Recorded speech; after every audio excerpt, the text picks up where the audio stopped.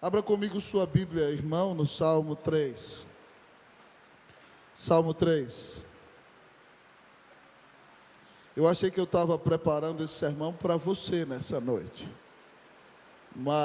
E você já vai saber daqui a pouco por quê, mas Deus me mostrou que é mais ainda para o meu coração. Salmo 3. Salmo 3. Salmo de número 3. Eu convido a igreja a que se coloque de pé.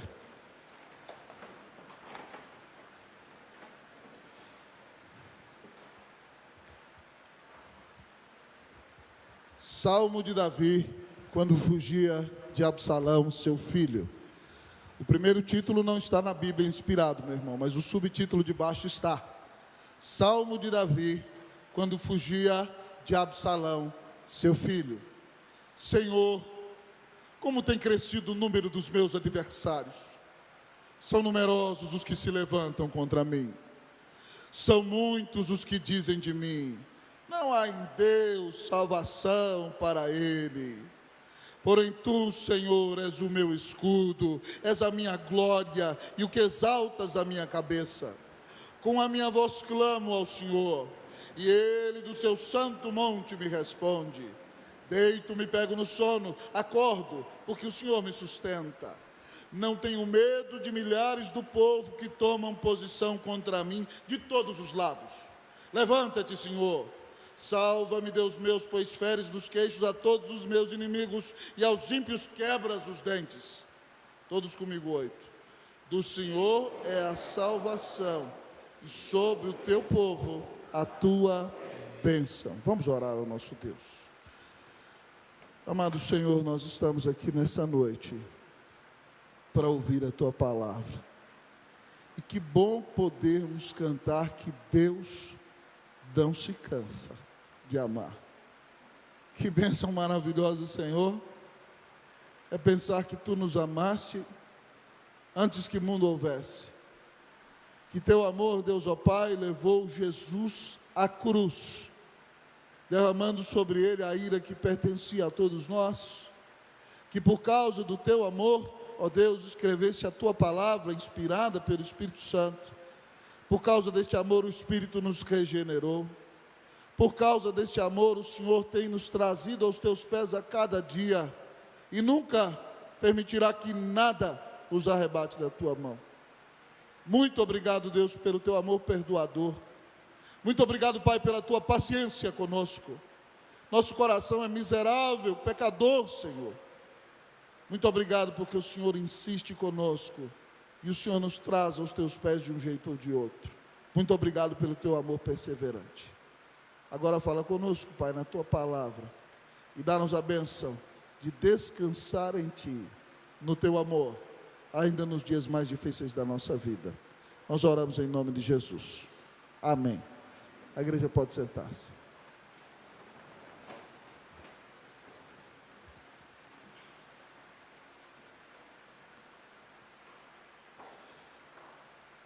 Queridos irmãos, amadas irmãs, nessa tarde eu preparava essa mensagem, na qual o rei Davi enfrenta um terrível momento da sua vida. Enquanto eu me preparava, o esboço já pronto, estudava e orava, eu pedia a Deus para usar essa palavra para consolar o seu coração e para abençoar a sua vida, e para que você fosse animado pelo Senhor, para enfrentar os dias difíceis e as lutas que você tem no seu dia a dia. E por volta das 4 horas da tarde, eu recebo um WhatsApp da minha mãe, me contando que faleceu uma irmã muito querida, uma missionária que quando eu tinha 13 anos de idade, cuidou de nós, da nossa UPA, lá na Igreja Presbiteriana Central de Paracatu. Essa missionária formou-se no IBEL. Eu conheci o reverendo Roberto Brasileiro no ano de 1993, no casamento dela. Se casou com um amigo pastor, e nos últimos 2 anos ela vinha enfrentando um câncer. É uma irmã cujo irmão é pastor, família muito querida nossa. E eu recebi essa notícia no meio da tarde, e fiquei tremendamente consternado. Uma mulher de Deus preciosa, com aproximadamente 50 anos de idade, foi chamada para a casa paterna, alguém que nós amamos muito, e lágrimas vieram aos meus olhos e as promessas do Evangelho me consolaram. Então eu entendi que Deus estava usando o texto para abençoar o seu coração, mas também para me consolar e para que eu ore por pessoas que estão sofrendo, porque só o consolo de Deus que nos anima e nos fortalece no dia das nossas mais terríveis angústias, no dia das nossas mais tristes aflições. Aqui nós encontramos o nosso amado rei Davi, num grande momento de aflição. E você há de se lembrar que no Antigo Testamento Davi é tipo de Cristo, ele aponta para o Senhor Jesus.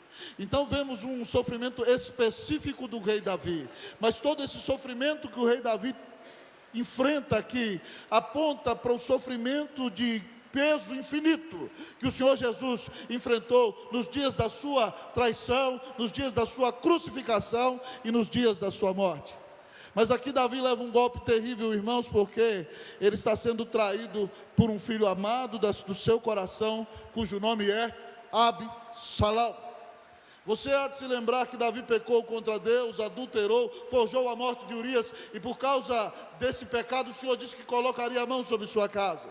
E logo Deus começa a cumprir essa promessa, quando Amnon, seu filho, viola sua meia-irmã Tamar, irmã de Absalão. E Absalão, irado, fica muito chateado porque o rei não repreende Amnon. E então, num estratagema, ele mata seu irmão. Depois ele foge, fica 2 anos longe de Israel. Então é mandado buscar por Joabe e vem, mas Davi, seu pai, não o encontra. O deixa 2 anos sem vê-lo, querendo discipliná-lo. E depois de 2 anos, Davi só o chama à sua presença e lhe dá somente um beijo e não lhe fala nada. Então o jovem Absalão revolta-se desde o mais íntimo do seu coração e ele acha: Davi não tem competência alguma para ser rei. Então ele resolve sentar-se na porta de Jerusalém. E toda vez que alguém vem de longe para conversar com o rei Davi, ou para que o rei Davi julgasse a sua causa, Absalão para na porta, e ele é o homem mais bonito de Israel, a sua presença é muito forte, é um homem alto, elegante, príncipe amado, filho do rei.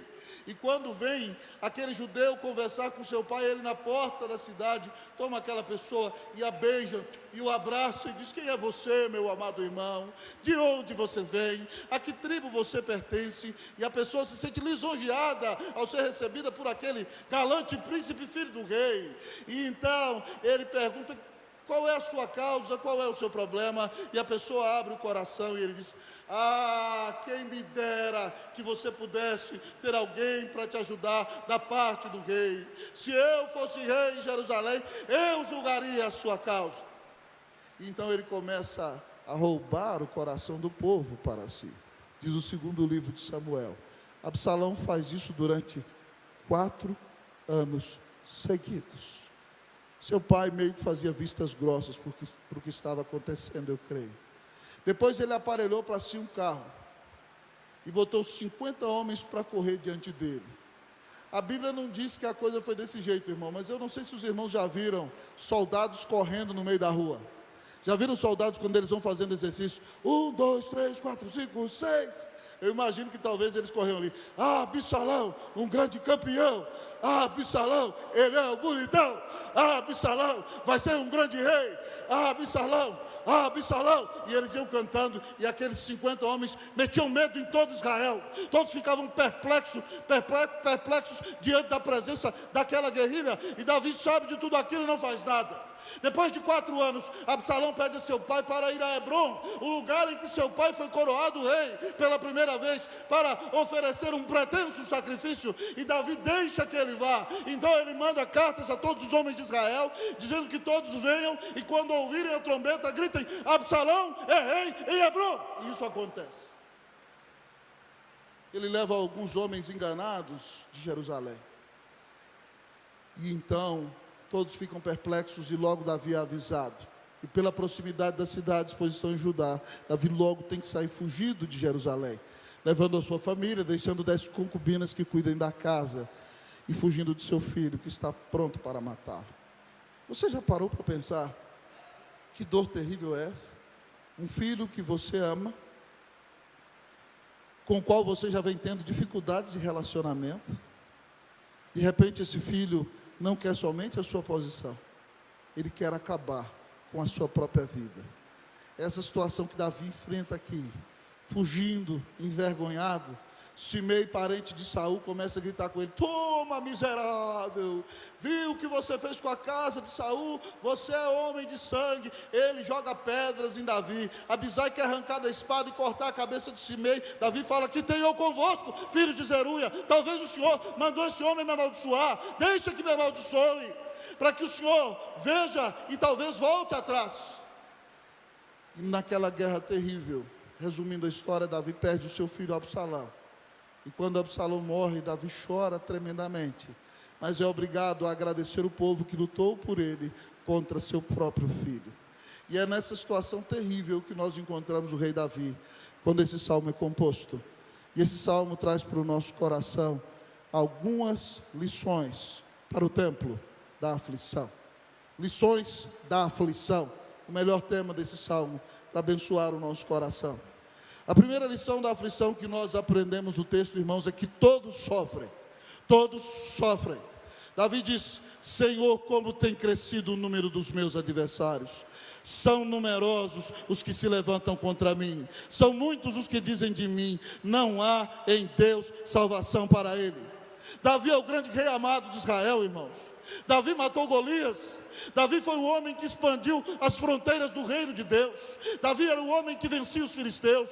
Davi era um rei incomparável. Davi era o queridinho da nação. Davi era a coqueluche dos exércitos de Israel. E de repente então, amados irmãos, depois que Davi peca, ele vive um momento, amados irmãos, de perplexidade, e seu filho, naquela oportunidade, toma o coração do povo, e Davi diz: Senhor, os meus adversários têm crescido, são muitos numerosos que se levantam contra mim.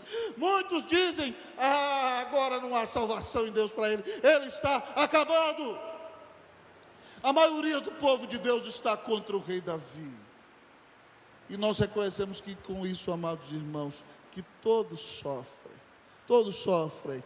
Alguns sofrem por causa dos seus próprios pecados, mas o sofrimento é inevitável na vida de cada um de nós. Todo ser humano que vive nessa terra, que vive debaixo desse sol, um dia ou outro vai enfrentar o sofrimento. O próprio Filho de Deus, que não tinha pecado algum, no Getsemane, no seu momento de angústia, antes de ir à cruz, ele chorando e gemendo, diz: Pai, se possível, passa de mim esse cálice, sentindo o peso da ira de Deus, sentindo, amados irmãos, o cheiro de fogo, de enxofre, da ira de Deus que cairia sobre ele. Então na cruz ele grita: Deus meu, por que me desamparaste? O próprio Senhor sofre tremendamente ao dar a vida na cruz para nos salvar, e gritando: está consumado, ele entrega o seu espírito, o véu do santuário se rasga, e o nosso Senhor padeceu a morte, morreu em nosso lugar. Preste atenção: se o próprio Filho de Deus enfrentou a morte, se o próprio Filho de Deus foi cravado numa cruz com um propósito glorioso, sim, ele ressuscitou, mas se o Filho de Deus venceu a morte e enfrentou grande tribulação, por que você não pode passar pela aflição? Lembre-se bem do que o próprio Senhor Jesus disse antes de ir à cruz: estas coisas vos tenho dito para que tenhais paz em mim. No mundo passais por aflição, mas tende bom ânimo, coragem, eu venci o mundo. Cristo deu a vida na cruz e pagou os teus pecados, e ele ressuscitou, e a sua vitória sobre o mundo e sobre a morte significa sim que você vai enfrentar o sofrimento, mas o seu sofrimento não é perene, o seu sofrimento não é eterno, o seu sofrimento não é sem fim. Se você crê em Jesus, um dia você o verá face a face, um dia o seu sofrimento se terminará. Saiba bem que você vai enfrentar o sofrimento, mas o Senhor disse que estará com você todos os dias. Ele disse que nunca vai deixar você pelo vale escuro. Ele vai ao seu lado, ele te carrega no colo, ele diz amorosamente a você: eu nunca te deixarei, jamais te abandonarei. Se você está enfrentando um momento de aflição, não se desespere. Fique firme na fé. Todos enfrentaremos aflições. O nosso Senhor enfrentou, mas Ele está ao nosso lado. Ele vai conosco e de uma maneira ou de outra nos dará a vitória para a glória e para a honra do seu próprio nome. Enfrente o sofrimento com fé e creia que Jesus sempre estará ao seu lado. Primeira lição do sofrimento: todos, amados irmãos, sofrem. Segunda lição do sofrimento: o cristão se refugia em Deus.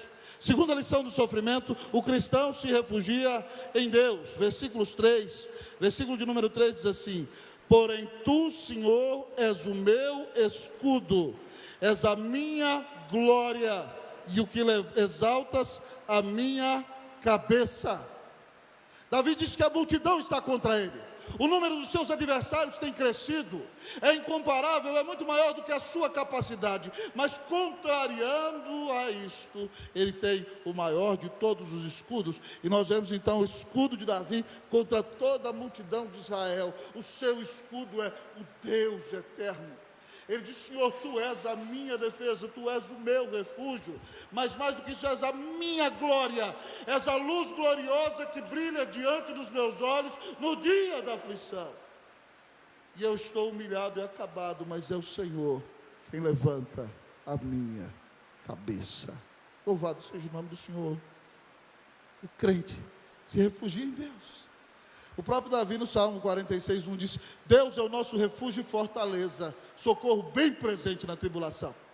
E Lutero, amados irmãos, quando foge da dieta de Worms, onde, amados irmãos, deu a sua machadada na tirania do romanismo e na raiz do imperialismo mundano, ele disse o seguinte: a menos que se me convença pela Escritura ou por qualquer argumento de razão, eu não posso negar nada do que escrevi. A minha consciência está cativa às Escrituras. Que Deus me ajude. Amém. E ele sai dali, porque tem um salvo-conduto do imperador de que não seria preso naquela viagem. Mas o imperador já está reunindo seus homens, dizendo que Lutero, quando chegar em Wittenberg, tem que ser preso, tem que ser morto. E Frederico, o eleitor da Saxônia, sabendo disso, sequestra Lutero no meio do caminho e o leva para o castelo de Waterburgo, e ali o esconde. E aí, ali Lutero é obrigado a mudar de identidade. Ele veste roupas diferentes, deixa a barba crescer e começa a se chamar de Irmão Jorge. E ali ele começa a traduzir, amados irmãos, secretamente o Novo Testamento. Naquele ano de 1522, ele traduz o Novo Testamento, depois traduz o Antigo Testamento. E quando ele está naquela fortaleza fechado, morrendo de saudade de Wittenberg, a Reforma enfrentando grandes ataques do inferno e dos inimigos da palavra de Deus, e ele ali traduzindo as Escrituras, ele olha para as muralhas daquele castelo, ele olha para o Salmo 46:1, vendo que Deus é seu refúgio, sua proteção, sua fortaleza, e compõe aquele hino maravilhoso que diz: castelo forte é nosso Deus, espada e bom escudo, com seu poder defende os seus de todo transe agudo. Com fúria pertinaz persegue Satanás, com ânimo cruel, muito forte é o Deus fiel, triunfa na batalha. Só mais uma estrofe. A força do homem nada faz, sozinho está perdido, mas nosso Deus socorro traz em seu Filho escolhido. Sabeis quem é Jesus, o que venceu na cruz, Senhor dos altos céus, que sendo o próprio Deus, triunfa na batalha.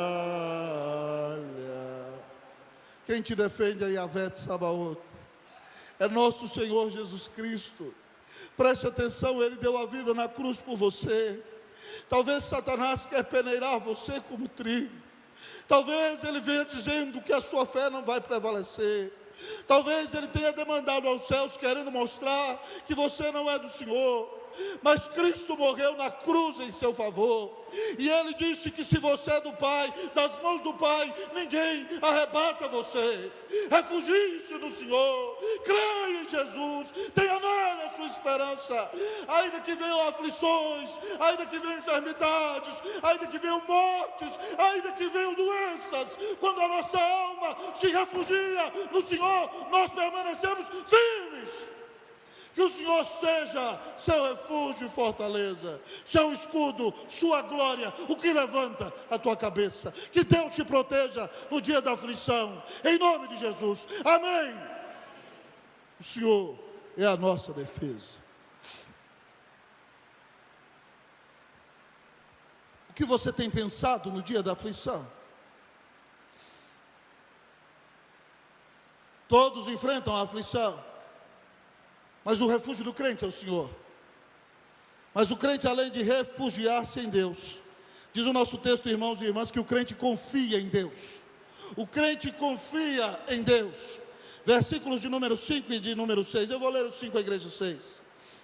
Deito-me e pego no sono, acordo, porque o Senhor me sustenta. Vocês os 6.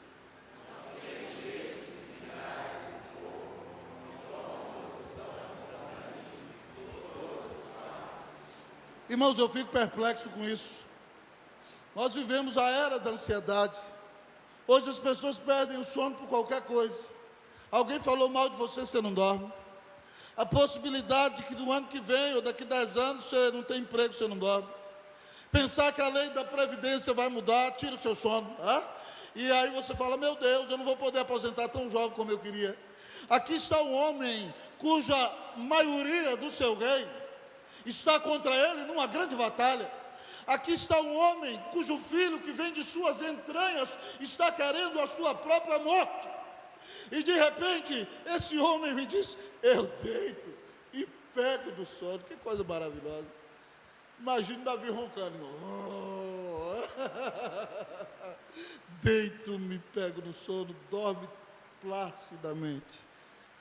Acordo, porque o Senhor me sustenta. Isso é confiar em Deus. É no meio da guerra você deitar no seu travesseiro e não se preocupar, porque você sabe que o Senhor cuida de você. E Ele é tão claro ao dizer, não tenho medo dos milhares do povo que tomam posição contra mim, de todos os lados. Isso é confiança, irmãos. Davi pinta o quadro para nós de que a multidão está o rodeando de todos os lados, e ele sabe o que faz, pega o travesseiro, deita e dorme. Ele confia no Senhor. O crente confia no Senhor. Em quem você tem confiado, meu irmão? Onde está posta a sua esperança? Hoje de manhã nós ouvimos a citação de Jeremias 17, de 5 a 8, que diz que maldito o homem que confia no homem, que põe a sua esperança no braço de carne, cujo coração se aparta do Senhor. Ele vai ser como um arbusto solitário no deserto, que vai viver na terra deserta, seca, inabitável. Mas o texto diz que bendito o homem que confia no Senhor, cuja esperança está no Senhor. Ele será como árvore que está junto às águas, que estende as suas raízes para o ribeiro, que não receia quando vem o calor, que no dia da sequidão sua folha fica verde e não deixa de dar fruto. Quem confia no Senhor fica de pé. Outra metáfora que o rei usa de maneira preciosa, nos lembrando de Jerusalém, que está sobre o Monte Sião, uma fortaleza naturalmente inexpugnável. Ele diz, os que confiam no Senhor são como o monte de Sião, que não se abala, firme está para sempre. Como ao redor de Jerusalém estão os montes, assim o Senhor ao redor do seu povo, desde agora e para sempre. Se Deus cuida de você, se Deus é a sua fortaleza, você precisa se desesperar? Você precisa perder o ânimo da sua vida por causa do resultado de um exame médico? Você precisa perder a alegria da sua vida por causa de uma dificuldade de relacionamento. Você precisa perder a sua paz porque as coisas não estão dando tão certo como você desejaria que desse. E você não tem obtido os resultados que desejava. Quem é o seu Deus? Qual é o tamanho do seu Deus? Irmãos, alguns anos atrás eu li um livro maravilhoso, quando lecionava aconselhamento no Seminário Presbiteriano de Brasília. Recomendo que você o leia, do conselheiro bíblico Ed Welch. O tema do livro é Quando as Pessoas São Grandes e Deus é Pequeno. E fala do temor ao homem. Você teme demais as pessoas, você se preocupa demais com a opinião delas, significa que para elas, para você elas são gigantes, e o que Deus pensa para você não vale nada, para você Deus é pequenininho. E há pessoas da igreja que têm medo do que os irmãos vão pensar, tem medo do que fulano vai dizer. Nós temos que temer a Deus. Ele é grande. Pouco se nos dá a opinião de homens, quando elas não estão de acordo com a vontade de Deus. Mas quem é grande para você? Você se preocupa, como que vão dizer da minha roupa? Que vão dizer se eu estou gordo, se eu estou magro, se eu estou feio, se eu sou bonito, se eu sou cabeludo, se eu sou careca. Converta-se. O que importa é a opinião de Deus. Qual é o tamanho do seu Deus? Confie no Senhor. Terceira lição da aflição. O cristão confia no Senhor. Você tem confiado no Senhor?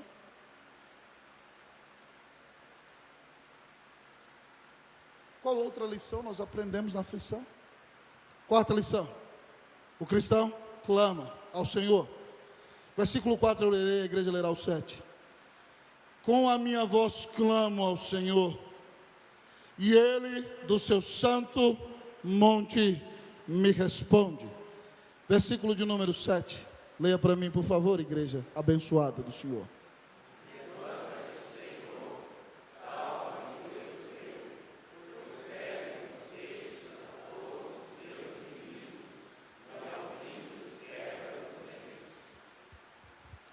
Irmãos, Davi ora ao Senhor. Ele sabe que na aflição o que lhe resta é a oração. Ele diz, com a minha voz clamo ao Senhor.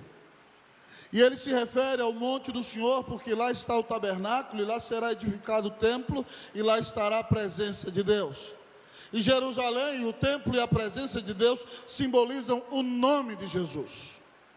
Quando ele ora, esperando que Deus o responda do santo monte, é como quando eu e você oramos em nome de Jesus, porque temos um grande mediador na presença de Deus, e sabemos que o Senhor vai nos responder, por causa da obra que Cristo Jesus fez na cruz, para pagar os nossos pecados.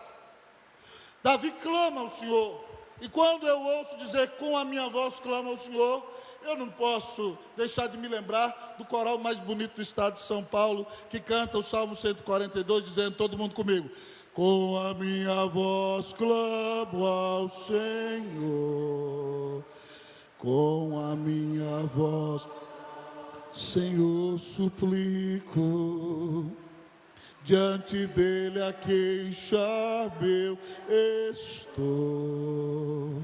Diante dele exponho a minha aflição.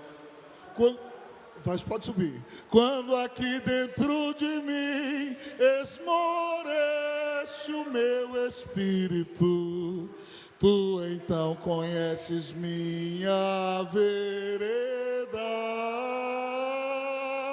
Olho a mão direita e vejo.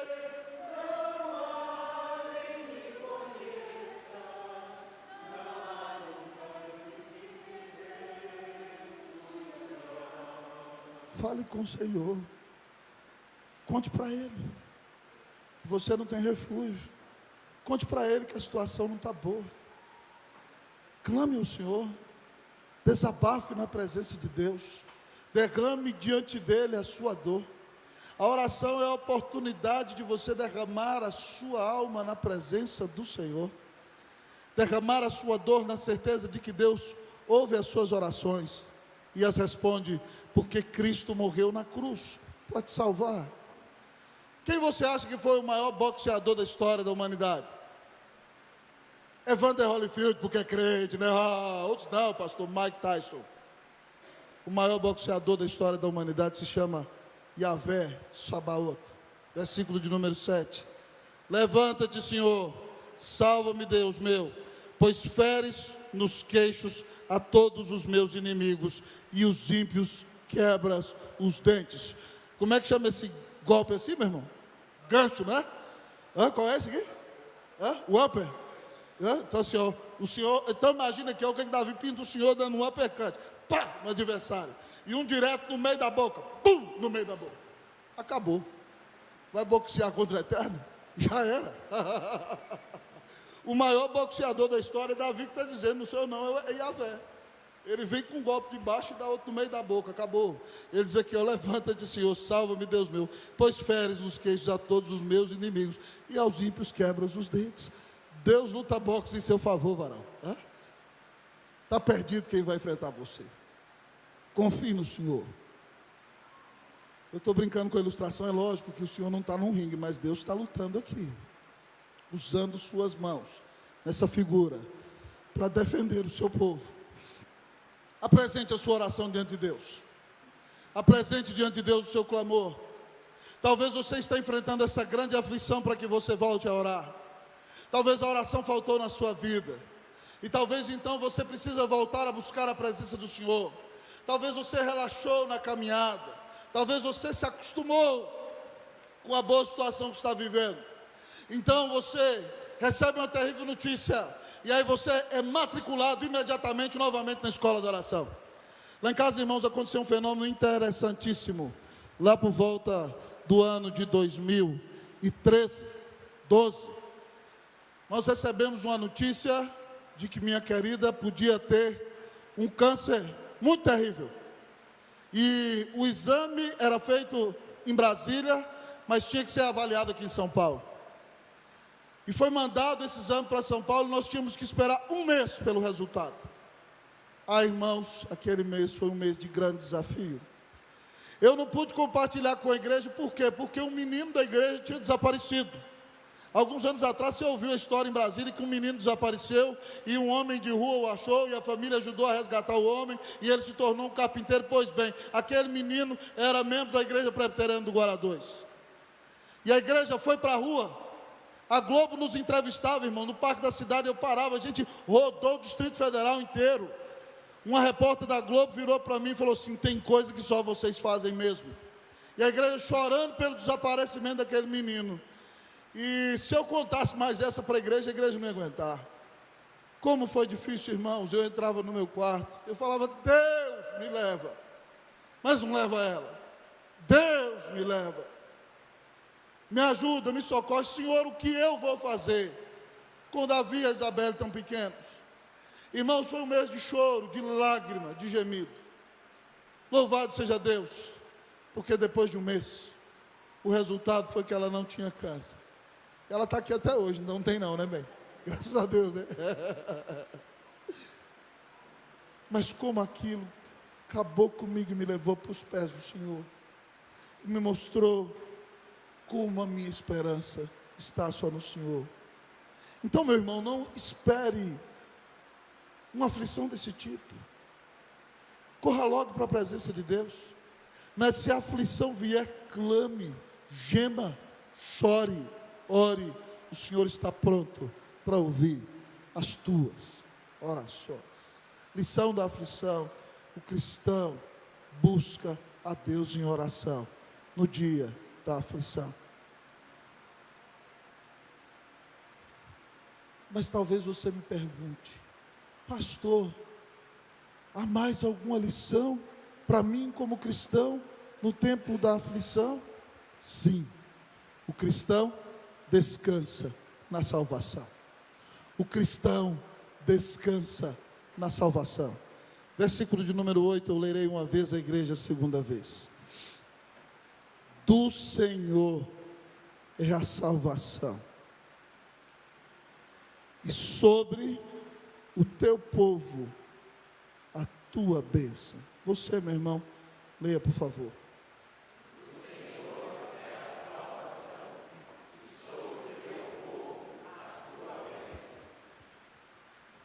Que promessa maravilhosa. A salvação vem de Deus.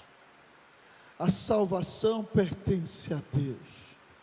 Jonas, quando está no ventre do grande peixe e se converte e se arrepende, diz a mesma coisa. A salvação vem do Senhor. Deus é o Salvador. Aqui diz o texto que Yahvé é o Salvador de Davi naquela situação, mas Ele é o Salvador da nossa alma. Diz o texto que do Senhor é a salvação e sobre o teu povo a tua bênção. Meus irmãos, o que Davi está relembrando aqui é o que Paulo cita com muita clareza em Romanos 8,32, quando diz que aquele que não poupou o seu próprio filho, antes por todos nós o entregou, porventura não nos dará graciosamente com ele todas as coisas? Deus já te deu Jesus, mulher de Deus. Ele já morreu na cruz por você. Ele já deu por você aquele que Ele tinha de melhor, aquele que é o mais caro, o eterno Filho de Deus, aquele que sempre foi um com o Pai. O Verbo eterno de Deus se fez homem, veio a esta terra, viveu uma vida de plena obediência, pregou a palavra, fez o bem a muitos, foi cravado na cruz, para que você fosse reconciliado com Deus. Foi cravado na cruz, para que você deixasse de ser tão autoconfiante e dependesse da graça de Deus. Foi cravado na cruz para que os seus pecados fossem perdoados, para que a sua vida seja transformada, para que você tenha lugar garantido nos céus, para que você tenha paz com Deus, para que você seja declarado justo pelo Senhor, para que a sua conta esteja cheia da justiça de Cristo, para que você se torne amigo de Deus, para que você ande com Deus na caminhada nesse mundo, para que você glorifique o Senhor, seja uma bênção aqui enquanto estiver, e tenha plena certeza de que quando cruzar os umbrais desta vida, você entrará na presença do Rei da Glória e ouvirá o Senhor Jesus dizer a você: seja bem-vindo, bendito do meu Pai, para as moradas eternas que eu preparei para você. Do Senhor é a salvação. Se você que está nessa noite e quer ter paz com Deus em sua vida, quer parar de ter medo da morte, quer parar de ficar desesperado em qualquer circunstância, creia hoje que Jesus Cristo é o Filho de Deus. Creia que Ele morreu na cruz para te salvar. Creia que Ele pagou os teus pecados. Creia que ninguém nunca amou você como Jesus. Creia não somente de maneira intelectual, mas creia desde o íntimo, desde o âmago. Confie a sua vida a Ele. Confie nele. Ele te comprou com o sangue dele. Ele nunca vai te deixar. Do Senhor é a salvação. Descanse nessa salvação. Deixe de desconfiar de Deus. O grande problema, irmãos, que a ansiedade traz para mim e para a sua vida, é porque ela mostra que lá no íntimo, lá no mais íntimo, o Evangelho não fez pleno sentido para nós. É muito sério o que eu estou dizendo. Se eu e você somos cristãos ansiosos, nós não entendemos o Evangelho muito bem. Talvez o Evangelho está no âmbito superficial. E há um pecado por trás da ansiedade chamado incredulidade. Talvez nós não cremos que Deus se preocupe de fato com as nossas circunstâncias. Talvez nós não cremos que Deus queira se envolver com a nossa vida. O Evangelho soa bem aos nossos ouvidos e dá paz ao nosso coração, mas nós sempre temos que buscar o pecado por trás do pecado. Muitas vezes um ídolo exterior é sustentado por um ídolo interior, e o ídolo interior da ansiedade, amado irmão, é a falta de confiança em Deus. Se arrependa hoje da falta de confiança em Deus. Pare de viver desesperado. Deus já deu Jesus na cruz por você. Por qualquer circunstância você anda gritando como um louco. Creia que o Senhor está no controle de tudo. Ele deu Cristo na cruz em seu lugar. Creia verdadeiramente. Não creia somente com a mente, creia com o coração. Creia desde o íntimo. Creia em Jesus. Ele te ama. Ele morreu na cruz por você. Creia em Jesus. Que o Senhor te dê a bênção de crer. E que esse crer traga paz à sua alma. Que esse crer transforme a sua vida. Que esse crer encha de alegria o seu coração.